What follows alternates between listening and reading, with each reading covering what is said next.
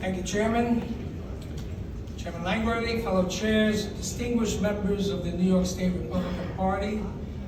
It's with great pride that I stand before you today to nominate John Sarcone of the town of Cortland, Westchester County, as our standard bearer for the position of New York State Attorney General. I have known John for over 25 years, dating back to the mid-90s when we started out working together in the Westchester GOP. John emerged as a powerful figure, as you can see from his resume, as a campaign manager for former Congressman Joe Diawara. John would go on to become a party leader and reorganize the Village of Croton-on-Hudson Republican Committee, becoming its chairman in 1997. He was then elected chairman of the town committee and as a distinguished member of the county executive committee and co-chair of our law committee. John was then recruited by Governor George Pataki to run for his former assembly seat, which John did enthusiastically in 1998 and 2000. In 2001, John pulled up stakes and moved across the Hudson River to the town of Cornwall in Orange County, where he became counsel to the late great Orange County GOP chairman, John Hicks. He served on the town committee, was a member of the town planning board, and later its attorney. John moved back to Westchester with his wife and newborn son in 2004 and was appointed town attorney for the town of Eastchester and served with distinction for 2 terms with Supervisor Anthony S. Calavita. For more than a quarter century, John has built a distinguished legal practice, managed his own law firm which deals with all facets of the law, and a stellar reputation among his peers and the judiciary in both state and federal court, with 34 of his cases cited in law books.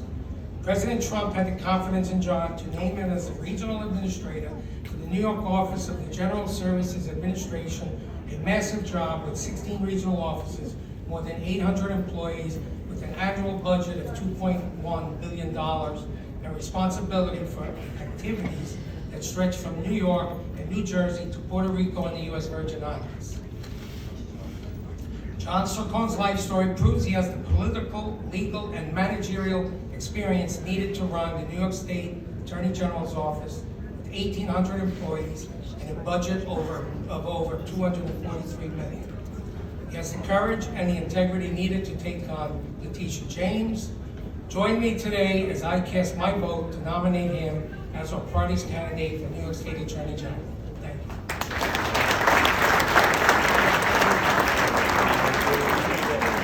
Thank you, Chairman Colty. For the purpose of seconding the nomination of New York State Attorney General John Sarcone, candidate John Sarcone, the chair recognizes Connie White, chairwoman of the Cortland County Republican Committee, for the purposes of that speech.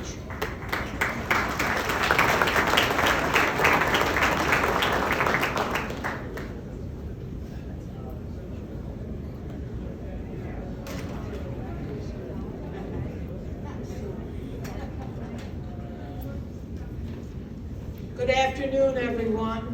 It's a pleasure for a country girl from sort of the central part of New York State, Cortland County. It's nice to be here. Thank you for the courtesies. And your chairman in Nassau County is someone we must hold high. He's my new hero. What a guy.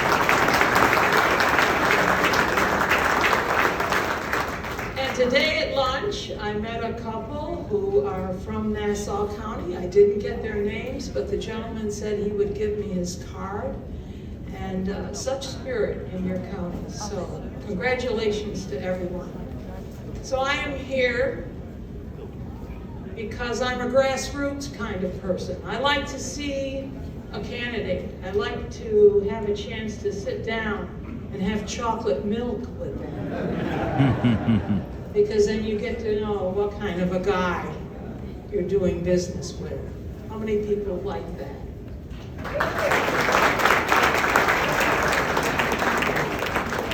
And so I met John Sarcone, the son of a policeman, and I believe that John is what we need in this state, because I want to feel safe, and you want to feel safe, and I want wrongs righted. My father said to me that a good man is a good man, no matter what someone says about it, because it's your job to go to them directly and get the real story. And so, it is an honor for me to stand before you and to second the nomination of John Sarcone to be a New York State Attorney General.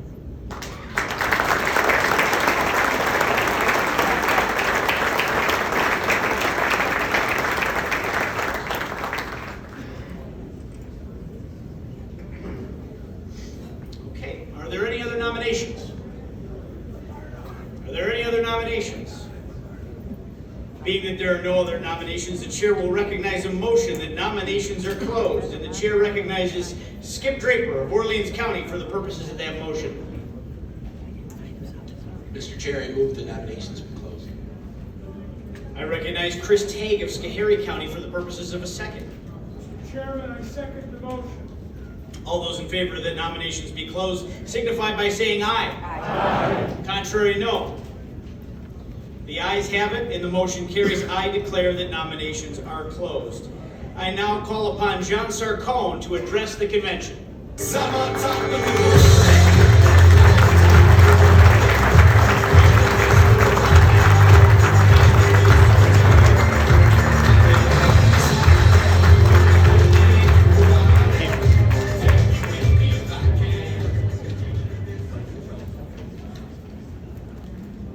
Chairman Langworthy, esteemed delegates, thank you for hosting this august occasion. We are on the precipice of turning the state around, and it all starts here, right?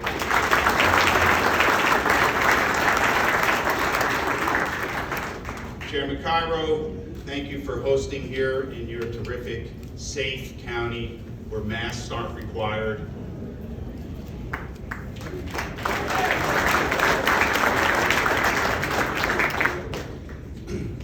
This afternoon, let's take a few moments to look at some facts. I have a broad-based legal career that spans 25 years.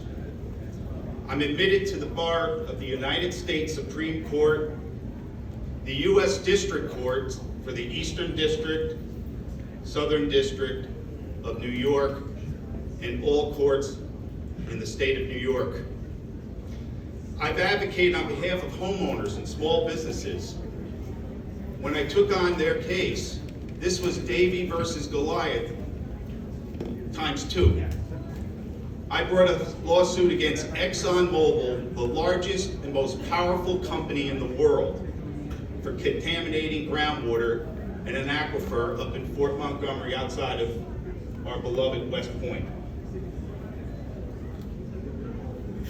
We threw Sunoco in there too. 7 years later, they settled for greater than $20 million, and we built a new water treatment system for them. Matter of fact, they didn't have a municipal water system. They were all on wells, these poor people. So we built one for them, and we got the water from another community. I resolved union disputes during my practice, representing one of the largest police and security unions in the nation. You've seen those undercar trucks going around? That's us. I represent one of the largest unions in New York State, the Association of Commuter Rail Employees, over 7,000 MTA workers. I'm their general counsel. And when I told them I was going to be running against Letitia James at a meeting, I looked up on the wall and all they had were pictures of Democrats with them smiling. And I said, I want to disclose this to you. Is it a problem? They said, no, John, you're our guy. You're one of us. I worked for the railroad for 8.5 years, and some of you know my story, that I went to school at night. I've received some criticism from certain circles about representing a convicted murderer in an appeal. You deserve to know the facts. First of all, I don't do criminal law. Never did. I've had one case, I think, Ray, when he was U.S. attorney. And that was like, Ray, how do we get out of this? Let's just settle it. It was for one of my union guys, too.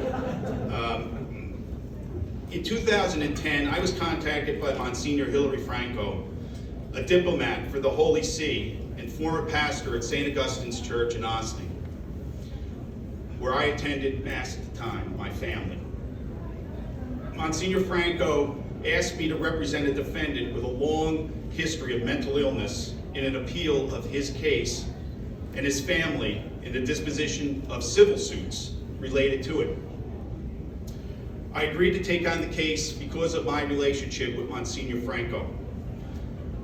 I met with the family he introduced me to.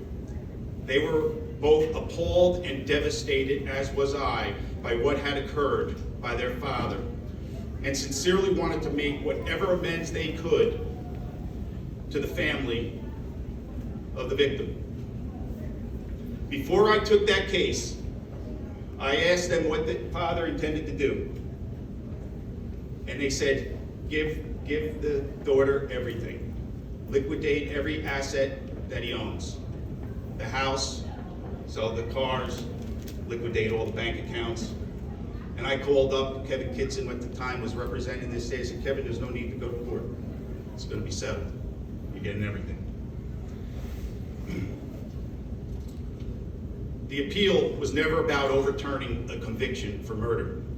The appeal was to force the criminal justice system and the correction system to acknowledge the fact that a defendant had a long-term mental deformity and suffered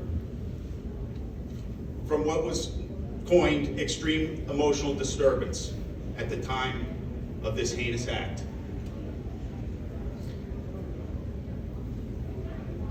That case was overturned by the appellate division in Brooklyn.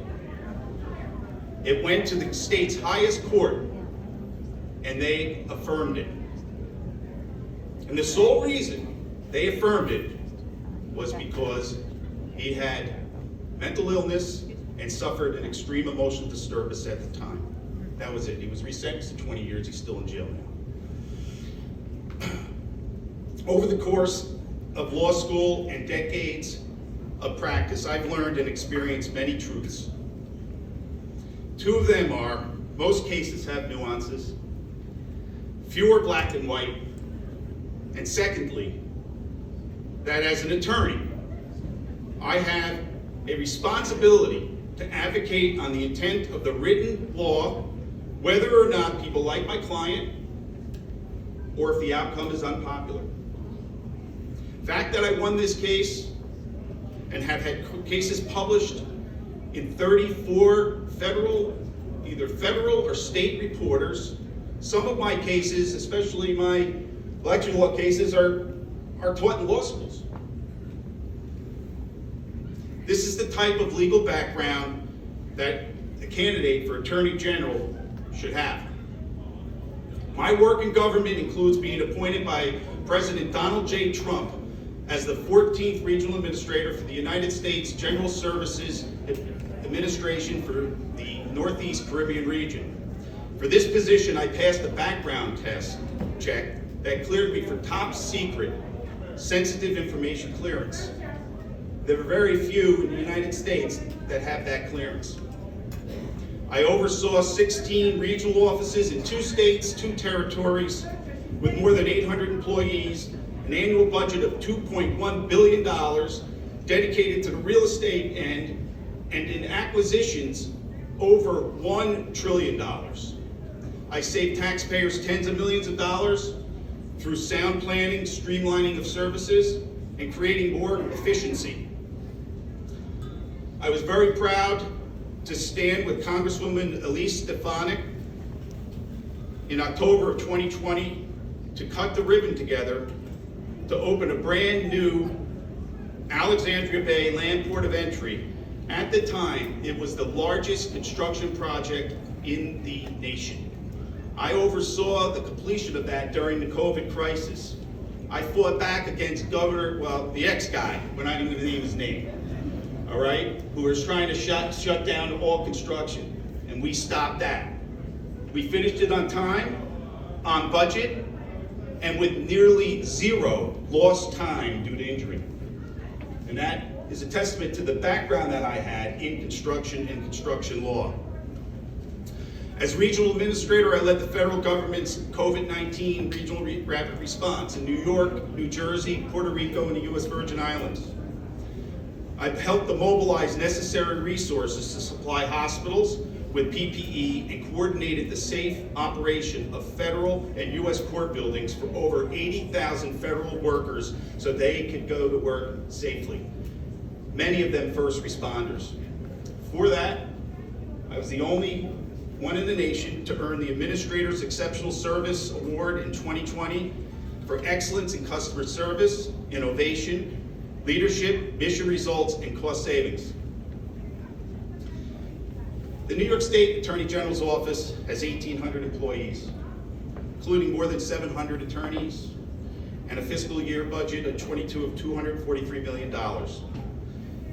The next Attorney General has to have the legal, managerial, and political experience to take on this awesome responsibility. I believe that I have all those qualities and would turn that office around to work for the people, not against them, to work for law enforcement and not against them, to tackle the biggest and most difficult matters without regard to political affiliation or ideology. Mr. Chairman, may I have it? Thank you. When I started the process back on June 28th of last year, I said I would only do this. I would only make this sacrifice if I was your nominee. I met most of you along the journey, traveling this and hitting all 62 counties between then and September 18th. And those of you who met me remember what I said. I'm here to meet you. I want you to get to know me and me to get to know you. I want to earn your trust. And if I can earn your trust, I can earn your support. If I earn your support, I can win, because I cannot win without you. Period. I've been around a long time. I've had the likes of Roger Ailes as a mentor, Arthur Finkelstein, John McLaughlin, good friend, and Joe Diabordi. That's the old school way of doing it. I'd like to thank the more than 40 counties who had endorsed me or had committed to support me today.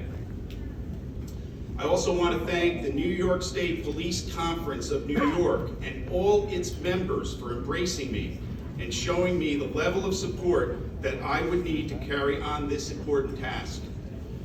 Thank you to my friends in labor, Eddie Doyle, Matthew Mitchell, AFL-CIO, for your willingness to support me in this fight to restore law and order, to the cities to help make them safe again, restore public confidence in government, in government's number one function, public safety.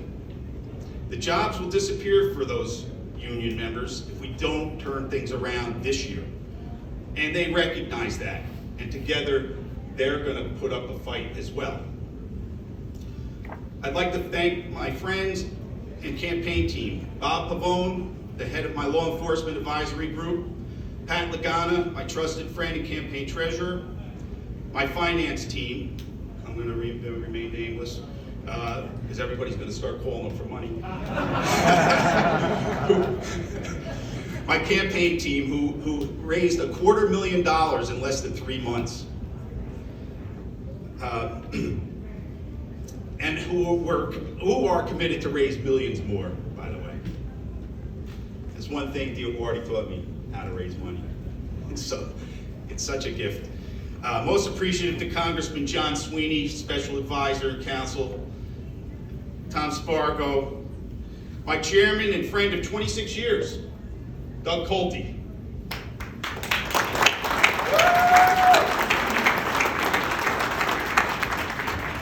I'm most indebted to my friend of 26 years and mentor, who taught me more about being a great attorney than I could learn from 100 lawyers. my counsel, John Chimpoli. John.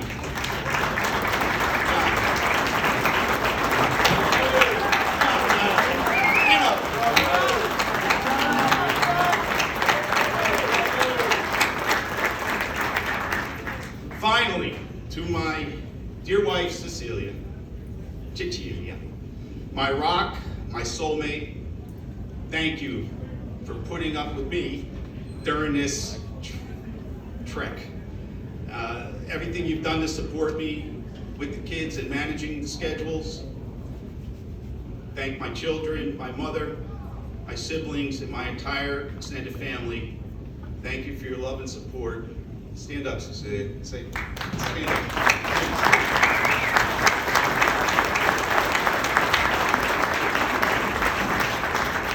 In conclusion, I'd like to honor my father, John Sarcone Jr., who served honorably during the Korean conflict, who served as a police officer and detective in the town of Greenberg, outside of Yonkers, Westchester County, 63 through 83, who walked out of a building in Yonkers with 2 New York City detectives and 3 detectives out of Yonkers and Greenberg with a guy named David Berkowitz in 1978, and who responded to an all points in 1981 Brinks truck robbed 2 officers down. He got in his cruiser and went across the Tappan Zee Bridge, which I know is going to be renamed Tappan Zee Bridge right next to